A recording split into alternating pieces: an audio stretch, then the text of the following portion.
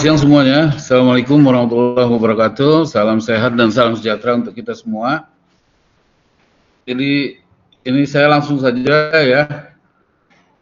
Pertama-tama karena masih di bulan Ramadan, jadi saya ucapkan taqabbalallahu minna wa minkum minal aizin wal faizin. Mohon maaf lahir dan batin pada yang muslim. Kemudian selanjutnya, ini mohon maaf sekali, saya kelupaan membawa charger, jadi masih tersimpan ya karena rumah ditinggal. Ini tinggal persentase tinggal 26%. Jadi tadi saya sudah gunakan di kelas A. Ini di kelas B. Ya ini waktunya tinggal ini aja ya karena ini 26% sudah. Jadi pokok bahasan kita kali ini adalah prosedur pelayanan untuk produk simpanan masih ya berupa deposito berjangka. Nah, jadi deposito berjangka adalah simpanan masyarakat pada bank yang dananya hanya dapat dicairkan pada saat jatuh tempo atau dicairkan melalui perjanjian ya, di mana perjanjian itu jatuh temponya 1 bulan, 3 bulan, 6 bulan, 24 bulan, dan ada pula yang 36 bulan. Nah, adapun jenis-jenis deposito berjangka itu ada 3 ya pada umumnya. Yang kedua adalah sertifikat deposito dan yang terakhir adalah deposit on call, itu sifatnya jangka pendek. Maksimum hanya 1 bulan jangka waktunya. Nah, sedangkan nominal deposito berjangka, jadi bank itu mau menerima dana dalam bentuk deposito apabila ya dananya ditentukan ya minimal 10 juta. Ya pada umumnya pada bank umum ya 10 juta rupiah per lembar, bukan per lembar. Dan kelipatan jutaan. Tapi untuk BRI mungkin yang ada di unit ya, saya belum pernah juga menanyakan untuk di unit ya. Nominalnya apakah juga 10 juta, tapi saya yakin masih di bawah ya, 500.000 bisa. Dan kelipatan ratusan ribu. Adapun jangka waktunya itu tadi 1, 2, 3, biasanya 1, 2, 3, duanya dilompatin ya, 1, 3, 6, 12, jadi yang 9 bulan nggak ada ya. 12 langsung 24 dan 36 bulan. Nah, yang jelas manfaatnya bagi bank, dana ini karena dapat dicairkan hanya saat jatuh tempo, maka pihak bank akan lebih leluasa dalam mengelola dana tersebut ya. Lebih leluasa artinya ada kepastian dalam mengelola dana tersebut.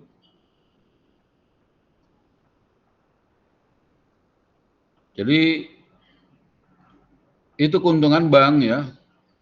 Sehingga karena jangka waktunya itu tertentu, maka biaya bunga yang menjadi beban bank tentu saja lebih besar dibandingkan produk simpanan lainnya, yaitu berupa tabungan dan giro.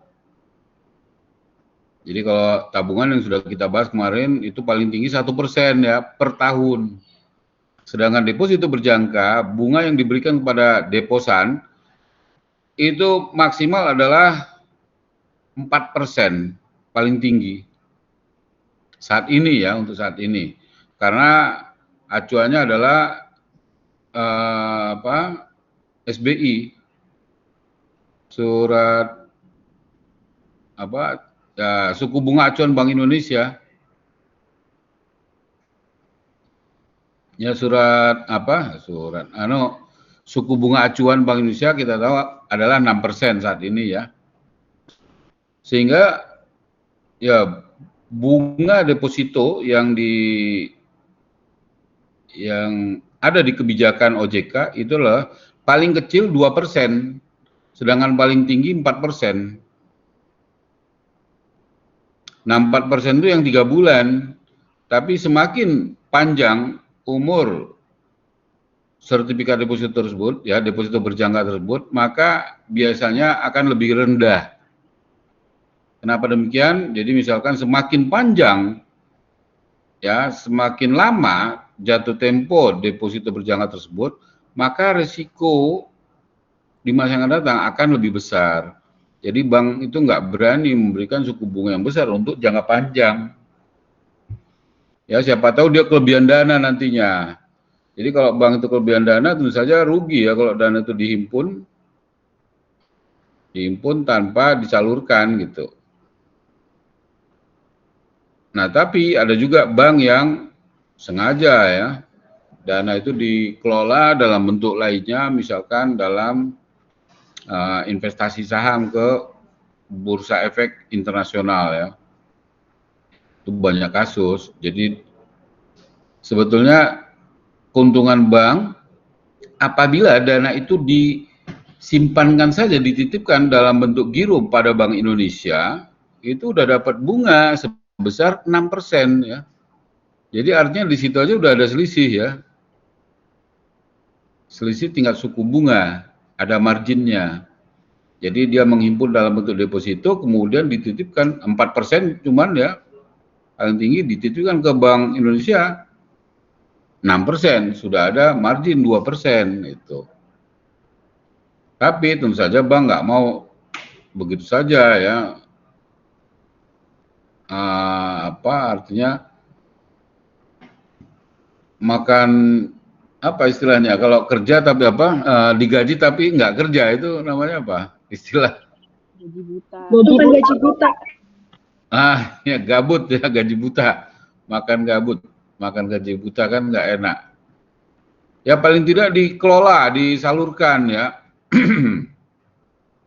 Dengan disalurkan ada pendapatan tambahan berupa biaya administrasi ya dan biaya lain-lain dari kredit yang disalurkan. Nah, itu keuntungan bank. Jadi sekali lagi manfaat bagi bank yaitu dana itu dihimpun dalam bentuk deposito ya, tapi ada bebannya 4% paling tinggi, kemudian disalurkan dalam bentuk kredit. Nah, sedangkan keuntungan bagi pihak nasabah ya tentu saja ya bagi nasabah ya dananya aman gitu saja ya. Karena kalau mengharapkan keuntungan namanya investasi ya, tidak termasuk tinggi hasilnya karena kan hanya 4% yang diperoleh. Tapi yang jelas dengan menyimpan dananya dalam bentuk deposito, artinya nasabah tersebut ikut serta dalam pembangunan perekonomian negara.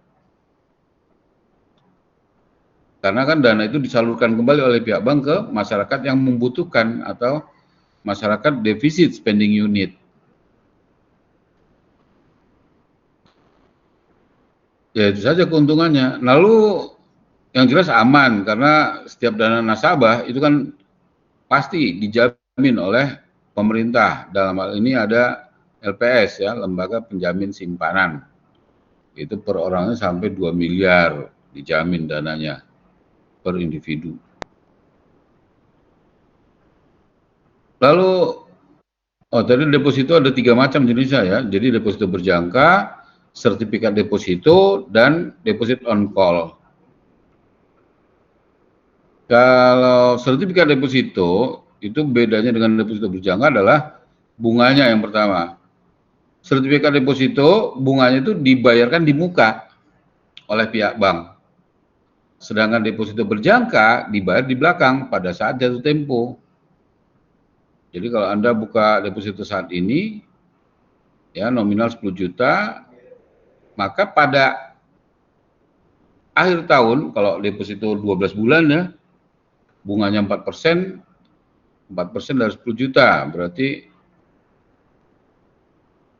dari 10 juta berkurang 0,2, berarti 400.000 ya.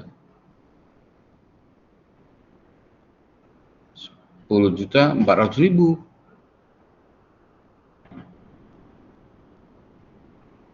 Yang akan Anda peroleh nantinya setelah 1 tahun itu ya.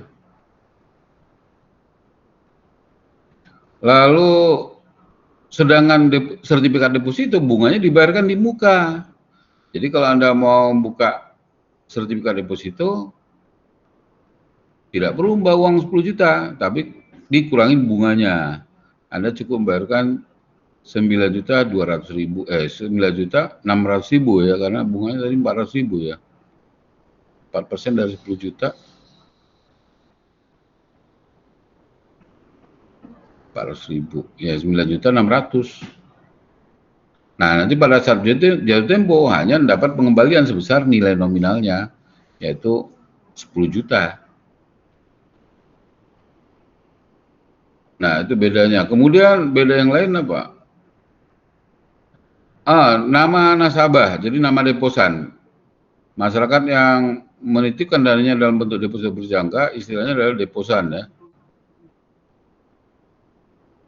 Pada deposito berjangka itu tertera nama nasabah. Pada sertifikatnya itu ya tertera namanya. Jadi misalkan Muhammad siapa tadi? Muhammad Zaki ya.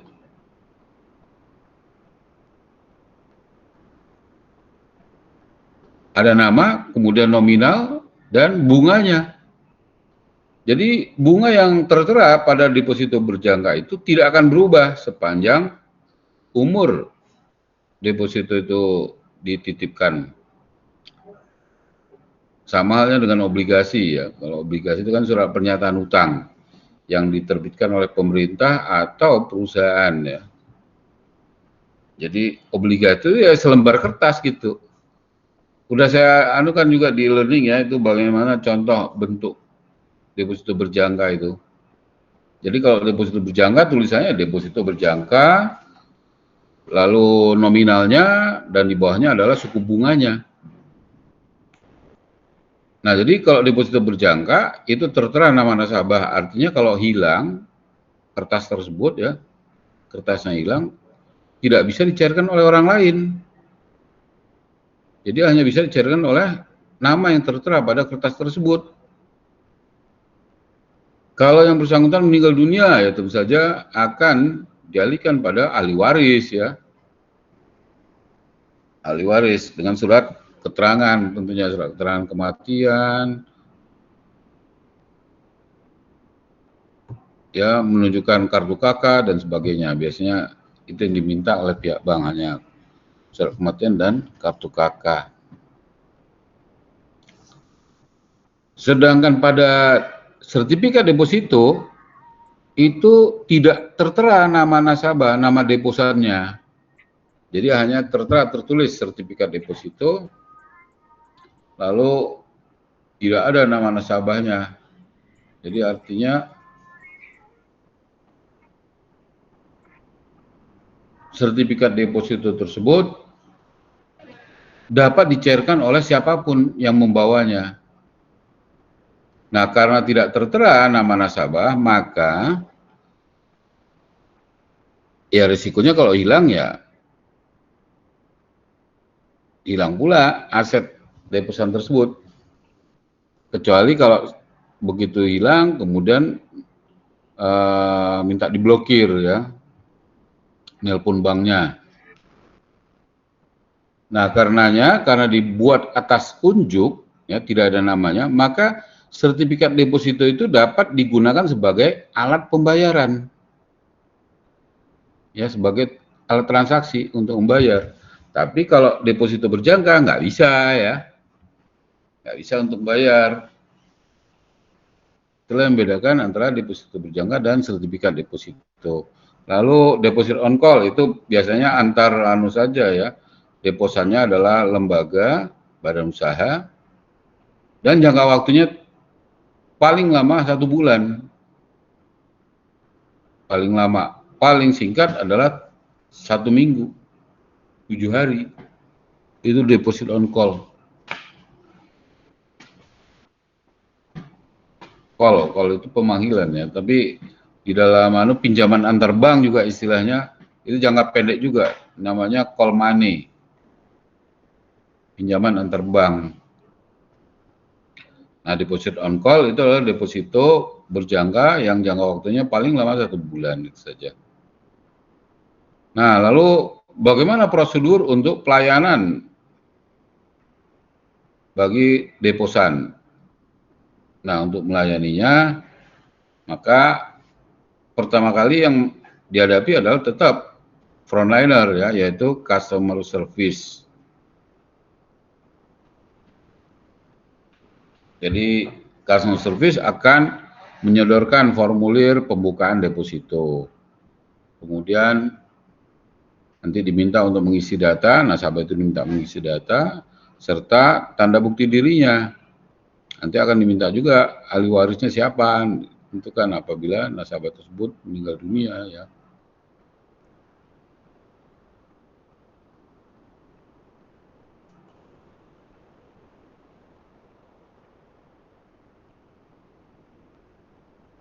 Lalu apa lagi? Lalu entry data oleh CS akan dimasukkan ke komputer data nasabah tersebut. Ya tentu saja kalau udah masuk komputer ya itu akan ke server bank, tersimpan ya di server bank tersebut, sehingga apabila terjadi kehilangan data pada bank tersebut bisa diambil dari server induk. Nah, server induk bank itu nggak ada yang tahu di mana tempatnya ya, karena itu menjadi rahasia bank. Jadi kalau ada satu bank mengalami kebakaran atau kebanjiran seperti di Politeknik ini, jurusan akuntansi kebanjiran kemarin ya, karena atap ini yang baru diganti, baru direnovasi beberapa bulan yang lalu. Itu yang semula atapnya dari batu cor ya, atapnya begitu berat, satunya aja ada 5 kilo lebih ya, satu genteng itu. Jadi cukup berat gentengnya itu, ada 5 kilo kali. Itu diganti dengan logam yang tipis ya.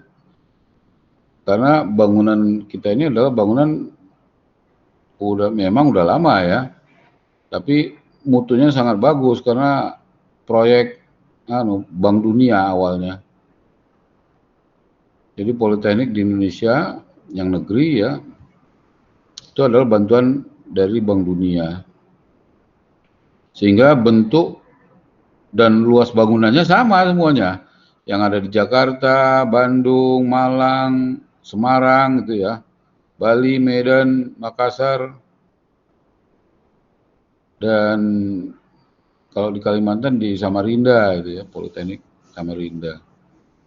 Itu bentuknya sama, 3 lantai gitu. WC-nya ada di ujung. Ya kita aja di lantai bawah udah dikasih tambahan gitu ya, berupa bangunan. Tadinya ujung-ujung itu buat WC aja. Nah kita ditambahkan. Nah nggak tahu nih, yang jelas bisa dikomplain atau tidak ke vendornya atau ke developer.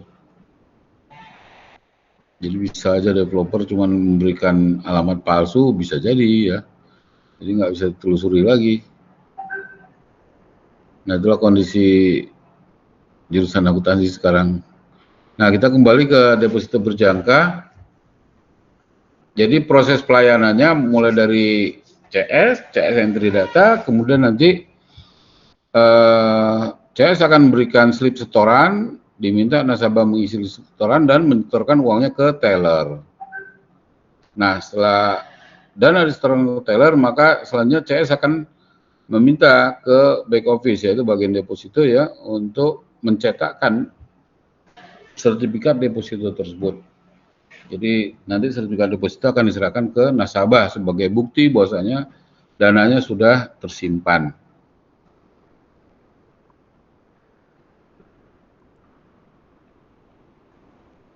Adapun perhitungan bunganya ini untuk deposito berjangka, kalau tabungan dan giro itu masih menggunakan bunga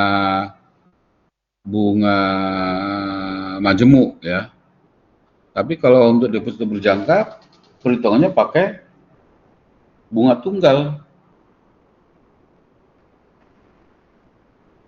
Bunga tunggal artinya dihitung dari nilai pokoknya saja. Ya tentu saja berbeda ya hasilnya yang bunga tunggal dengan bunga majemuk. Kenapa? Karena bunga majemuk itu bunga yang sudah diperoleh pada periode pertama itu akan menambah pokok pada perhitungan periode selanjutnya. Sedangkan bunga tunggal atau bunga sederhana, ya bunga itu diperhitungkan dari nilai pokoknya saja. Jadi kalau mau roll over ya, apabila nasabah mau memperpanjang obligasi tersebut. Jadi obligasi 1 bulan, kemudian akan diperpanjang setelah 1 bulan, nggak mau saya ambil, saya depositkan lagi. Maka itu istilahnya di roll over ya. Maka akan berlaku suku bunga yang baru. Jadi suku bunga deposito ya berubah-ubah. Kalau awalnya 2,25 misalkan. Lalu nanti ya tergantung itu tadi kebijakan bank ya. Tapi antar bank itu nggak beda jauh kok. Karena apa? Karena yang namanya harga barang pun itu kan saling bersaing ya. Karena apabila nanti satu bank menurunkan suku bunganya, maka nasabah akan berubah atau akan beralih ke bank yang lain mencari suku bunga yang lebih tinggi. Jadi beda dengan produk barang yang dipasarkan. Kalau barang kan masyarakat pengguna atau konsumen itu berusaha mencari barang yang murah ya kan. Kalau ada barang yang ditawarkan dengan harga yang lebih tinggi, tentu saja omsetnya akan berkurang. Itu. Nah, itu mengenai perhitungan bunganya. Sampai di sini ada yang ditanyakan?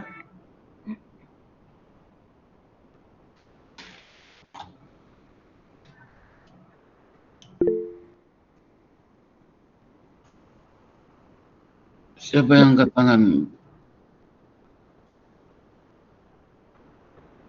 Silakan yang mau bertanya. Bapak maaf izin tanya. Untuk ya, yang pertama kali tadi dijelaskan itu minimal deposito nasabah untuk buka di bank umum itu 10 juta, Pak. Iya. Itu minimal saldo awalnya ya? Nggak ada saldo awal, ya 10 juta itu didepositokan. Dan kelipatannya, jadi artinya 10 juta, 11, 13, 15, dan seterusnya. Tapi untuk di bank umum seperti BRI, dia kan ada di unitnya ya, kantor unit atau kantor kas pembantu. Nah, saya yakin dia masih mau nerima yang 1 jutaan.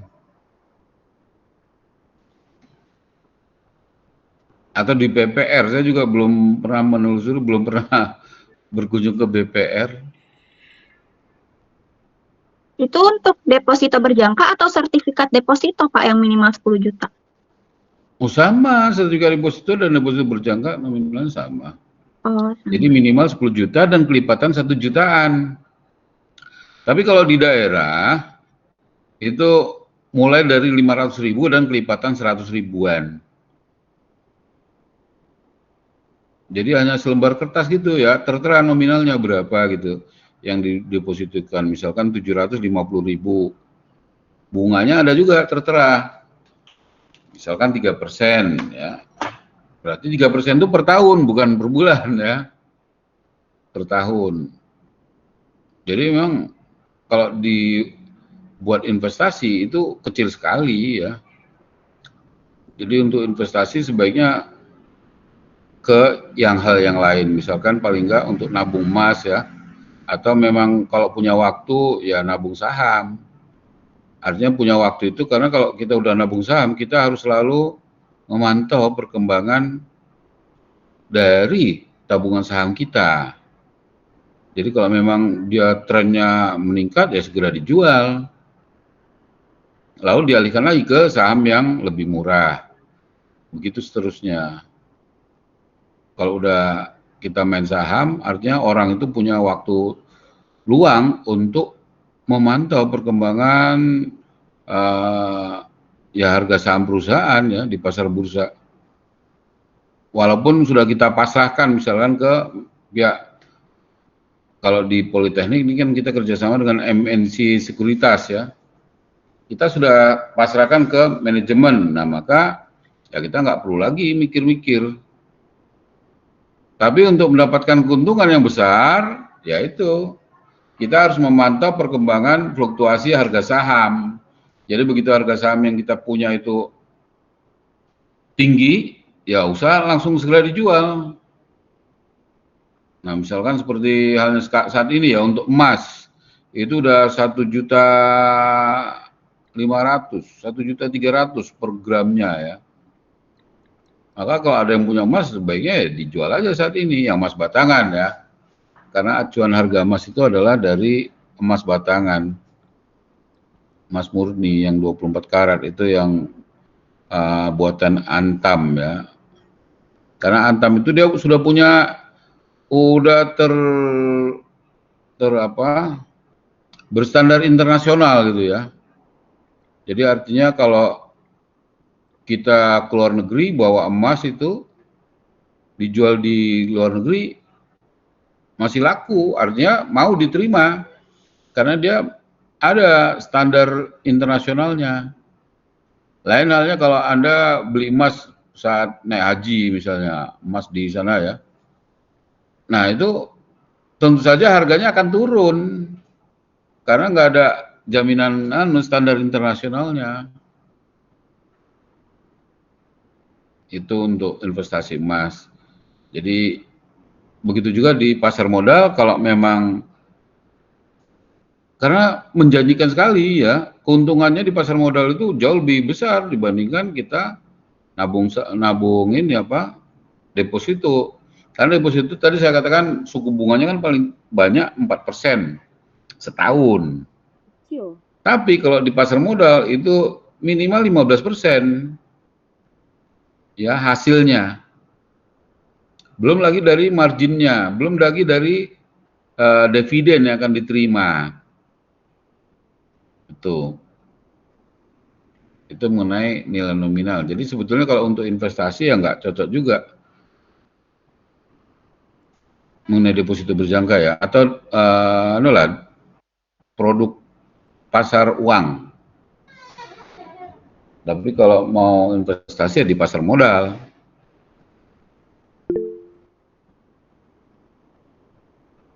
Itu saja, Aulia. Yang lain? Bapak, saya masih mau nanya satu lagi, Pak. Oh, Aulia masih mau nanya. Ya, silakan. Untuk maksimal bunga 4% itu biasanya untuk jatuh tempo yang berapa bulan, Pak? 3 bulan. Kalau deposit on call itu kan minimalnya 1 minggu dan maksimalnya 1 bulan. Itu pengaruh nggak bunganya? Makin tinggi atau sama aja, Pak? Iya, paling bunga maksimal 4% itu setahun. Bunga 4%. Sedangkan untuk 6 bulan, lalu 12 bulan, itu paling hanya 3% ya. Ya bisa Anda lihat di, buka aja googling ya. Bunga deposito pada Bank Mandiri misalkan. Itu 3 bulan ya 4%. Tapi lebih dari itu lebih kecil lagi, menurun dia. Kenapa? Karena kan untuk jangka panjang kita nggak bisa memastikan ya. Kita tidak bisa memperkirakan bagaimana kondisi keuangan bank tersebut. Waduh, ini mohon maaf, ini baterainya udah Selin tadi masih mau nanya, Selin? Masih, Pak. Ya. Saya kan mau nanya, tadi Bapak bilang kalau misalnya untuk investasi lebih bagus di saham, tapi kan beberapa orang tuh memiliki profil resiko yang pengennya minim risk gitu kan. Cuma kan di sisi lain si deposito berjangka ini bunganya kecil gitu. Tapi kan kita juga selain mengalami capital gain bisa capital loss juga, Pak. Oh iya. Baik, terima kasih Selin. Jadi untuk ada istilah dalam investasi ya, high return, high risk. Jadi semakin tinggi tingkat keuntungan yang diperoleh, maka risikonya juga akan semakin besar. Nah, kan tapi untuk saham ya sama halnya seperti di pasar uang. Ada LPS ya, lembaga penjamin simpanan. Di pasar modal juga ada lembaga penjamin pasar modal ya. itu untuk untuk menjaga jangan sampai masyarakat itu terzolimi ya. Jangan sampai mengalami kerugian gitu. Jadi kalau kita kan tetap harus melalui pialang ya, perusahaan melalui broker, nggak bisa langsung transaksi sendiri gitu. Nanti akan dibantu oleh manajemen perusahaan broker tersebut. Yang jelas kita kan melalui calo lah kasarnya ya, melalui makelar. Nah resikonya ya tentu saja kecil karena kan mereka sudah pengalaman kalau memang kita pasrahkan ya. Mereka sudah pengalaman dalam bertransaksi. Nah transaksi yang aman di pasar modal itu adalah transaksi saham-saham yang blue chip tentunya. Jadi jangan yang perusahaan-perusahaan yang baru masuk di pasar modal ya. Nah jadi resikonya juga kecil. Demikian, Selin. Baik, Pak. Terima kasih. Nanti akan kita bahas di manajemen keuangan itu investasi dan risiko investasi. Nah, kalau di bank kan semua dana simpanan itu jamin oleh LPS ya sampai 2 miliar. Nggak akan hilang dananya. Nah, di pasar modal juga dijamin. Itu. Kalaupun rugi, makanya tadi saya katakan kalau orang yang investasi di pasar modal berarti dia punya waktu luang. Punya waktu untuk memperhatikan itu loh, fluktuasi dari harga saham di bursa efek. Kalau kecenderungannya mau nurun, maka harus segera dilepas, ya dijual. Jangan sampai rugi besar. Jadi pada saat mengalami penurunan ya segera dijual, dilepas, alihkan ke saham yang lebih baik gitu. Terus untuk saham lembaga keuangan sekarang bagus-bagus sananya. Ada lagi, Selin? Tapi banyak banyak yang investor, maksudnya ini bahasnya di stock market, maaf kalau di luar konteks, tapi mereka tuh bukan di cut loss tapi malah di average down, jadi ditimbun gitu. Itu mereka sebenarnya sudah analisis atau gimana? Iya, berdasarkan jadi setiap investor yang namanya bursa efek kita belum remote trading murni ya. Masih RTGS, artinya real time. Pakai JATS, Jakarta Automatic Trading System. Jadi artinya melalui perusahaan broker. Jadi seorang investor nggak bisa dia beli langsung ke penjual, ya tetap harus melalui brokernya. Jadi nanti pada saat akan menjual, ya tentu saja nanti akan ada juga ya. Ini loh sebaiknya disarankan pada harga ini nanti akan jualnya gitu. Jadi nggak langsung dilayani, langsung dijualkan gitu tidak. Nah lalu kalau ada yang jelas kalau ada spekulasi, ya orang sengaja menjual atau membeli saham secara besar-besaran, itu tentunya nanti akan dipantau oleh pengawas pasar modal, yaitu OJK tetap ya. Itu yang jelas pemerintah itu berusaha membantu masyarakat untuk meningkatkan perekonomiannya. Jadi perusahaan-perusahaan yang liquid, perusahaan-perusahaan yang maju tidak hanya dimiliki oleh segelintir orang gitu. Nah sehingga sekarang ada istilah menabung saham ya, dengan uang 100.000, 200.000 udah bisa beli saham.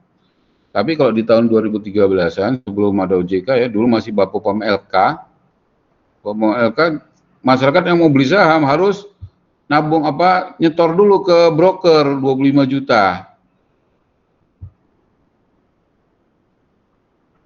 Itu. Jadi sekarang ini beda. Cukup ada buka rekening tabungan, lalu didaftarkan ke perusahaan sekuritas. Nah, kalau Anda mau investasi, kita punya pojok bursa itu. Kita kerjasama dengan MNC ya, MNC Sekuritas, perusahaan broker. Tapi kalau mau yang bagus lagi ya cari broker-broker yang plat merah gitu, punya pemerintah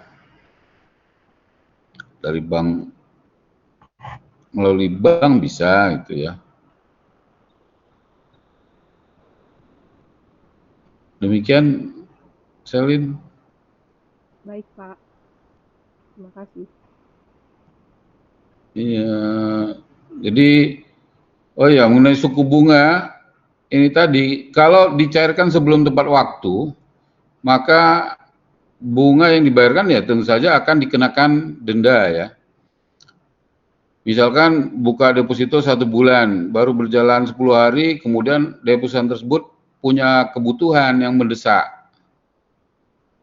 Ya, maka ya bisa saja dicairkan lagi yang 10 juta itu dananya ya, dicairkan, dimintakan, tapi bunga yang diterima tentu saja dikenakan denda, penalti. Nah, bagaimana perhitungannya itu ada di bab 5 dalam bentuk Word yang saya share di e-learning.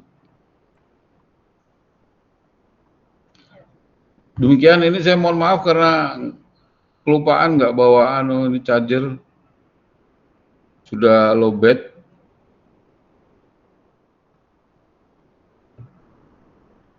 Kalau ada pertanyaan nanti silakan lewat WA bisa ya. Baik, sekali lagi saya mohon maaf dan ini karena kalau sampai habis ini jadi bermasalah laptopnya. Oke, itu saja. Jadi kalau ada pertanyaan sekali lagi ya nanti lewat WA saja ya. Jadi saya akhiri sampai di sini. Wassalamualaikum warahmatullahi wabarakatuh. Selamat siang semuanya. Waalaikumsalam.